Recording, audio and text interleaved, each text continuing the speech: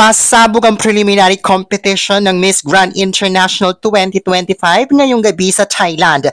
Patalbugan kung patalbugan ng 77 candidates sa swimsuit at evening gown. Ilan sa mga inabangan ay ang mga frontrunners na sina Ghana, Indonesia, Thailand, Venezuela at Philippines. Pero sino ang tunay na pasabog sa swimsuit sa preliminary competition? Simulan natin kay Ghana. Wow! As in, wow, wow, wow. Sobrang perfect, stunning, stunning ang ipinakitang performance dito ni Ghana sa swimsuit. Look at the projection here. Oh my God!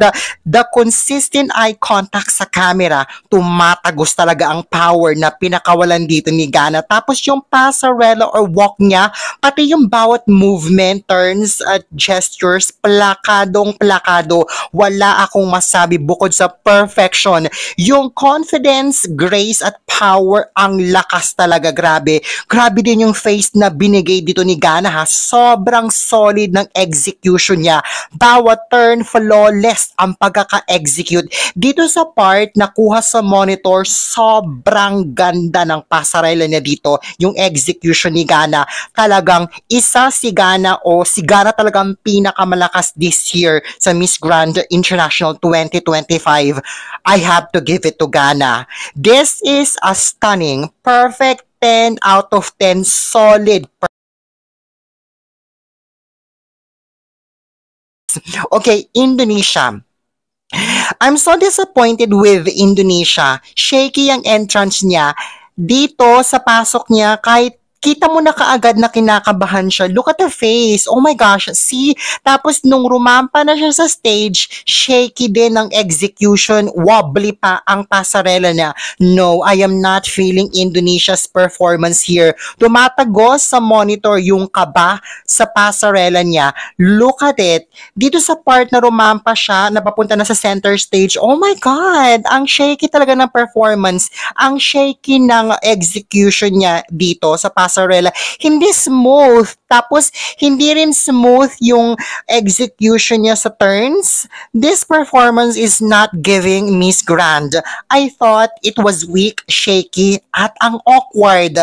I'm giving Indonesia 5 out of 10. I am so disappointed. Walang power, walang X factor, puro hype lang pala. Kala ko naman pasabog sa Thailand.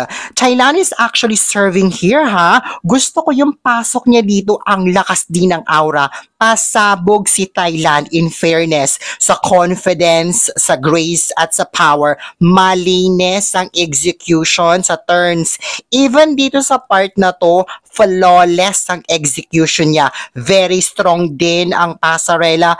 Plakadong plakado. Thailand is definitely serving in the swimsuit preliminary competition. Grabe din yung facial expression dito ni Thailand. Solid ang eye contact sa camera. Fierce kung fierce. Power kung power. Yes, I just wish na sana binalansin niya yon with throwing out some smiles para maganda yung para balance yung fierce and at the same time yung smile. Kasi puro siya fierce dito. Pero sobrang lakas ng performance na to ni Thailand. I'm giving her 9.7 out of 10. Sobrang ganda ng execution ni Thailand.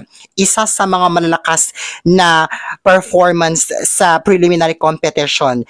Venezuela. I don't like her entrance here. Hindi smooth yung ikot. Oh my God, ang awkward. The pasarela is shaky just like Indonesia. Walang power sa pasarela. Her execution here is very bland, very generic, basic, typical. I did not see the grand in her execution. Her walk is also wobbly. Look at the turn. Ang pangit. Oh my gosh, ang pangit ng execution. Oh my God, sorry girl, no. Look at the walk. Oh my gosh, I'm so disappointed. Pero pagdating naman sa ganda, taob lahat. Kasi si Venezuela talaga ang pinakamaganda sa kanilang lahat. But this performance, no, it's not serving. I'm giving her swimsuit performance a 6 out of 10. Okay, Philippines. Oh my God. Yes, girl. That's what I'm talking about. A powerful entrance. I love her entrance. Oh my gosh. The face she's giving to the camera here screams power. Ang flawless din ng execution ni Philippines sa turns and gestures niya.